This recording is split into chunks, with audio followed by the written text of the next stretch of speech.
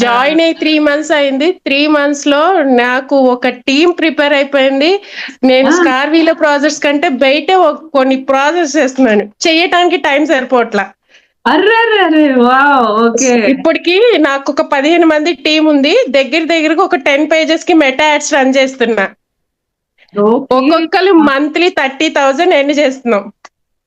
అబ్బబ్బబ్బబ్బబ్బా, నా గ్రూప్ అయితే ఎన్ని సార్లు చెప్పాను, అసలు మా టీం మొత్తం వెయిట్ చేస్తున్నారు. అసలు అందరూ ఫుల్ ఎక్స్పీరియన్స్ అయిపోయాం. మెటా యాడ్స్ మీదే ఎక్కువ ఫోకస్ చేయమన్నా. టెంపుల్స్ వి కానీ, రియల్ ఎస్టేట్ వి కానీ, తర్వాత షాపింగ్ కాంప్లెక్స్ వి, వాటివి అన్ని.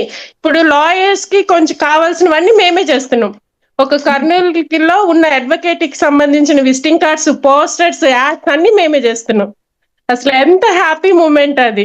నేను 3 months లో ఈ దగ్గర 5 lakhs వరకు ఎన్ని చేశాను మ్యామ్. ఈ ప్రాజెక్ట్ వర్క్స్ గానీ, అప్లికేట్ మార్కెటింగ్ గానీ, అసలు 1 month లో సక్సెస్ అనేది ఫుల్ ఉంది. నేను స్కార్వీ వాళ్ళు ఇవ్వటం ఎందుకు, మనం కూడా నేనే ఓన్ గా నా మెటా యాడ్స్ రన్ చేసుకున్నాను.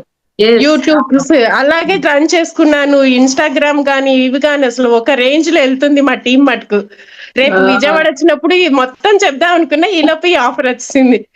అసలు వర్క్ ఫ్రమ్ హోమ్ కి వచ్చిన ప్రతి దానికి అప్లై చేస్తున్నాం మేము. ఓకే. మా అందరం కూడా వాళ్ళకి వాళ్ళు ఓన్ గా మెటాట్స్ రన్ చేస్తున్నారు. వాట్సాప్ మార్కెటింగ్ చేసుకుంటున్నాము.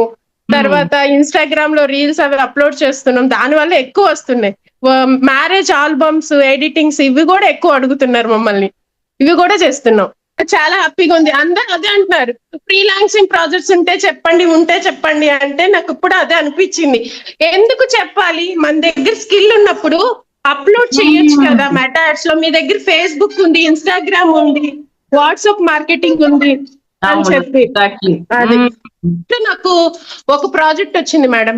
ఇండియన్ ఏటీఎం, మనకి ఐడియా ఉంది కదా, ఇండియా ఏటీఎం వాళ్ళ నుంచి ఒక ప్రాజెక్ట్ వచ్చింది. వాళ్ళు ఏం అడిగారు, ఒక పోస్టర్ చేయండి అన్నారు.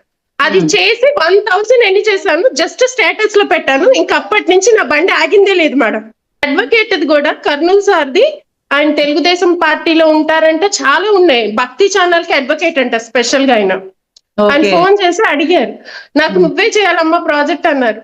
సరే సార్ అన్న. ఒక విజిటింగ్ కార్డ్ తో స్టార్ట్ అయింది మేడం ఆ బాండింగ్. ఇప్పుడు ఆయనకి ఏది కావాలని నన్నే కాంటాక్ట్ చేస్తారు.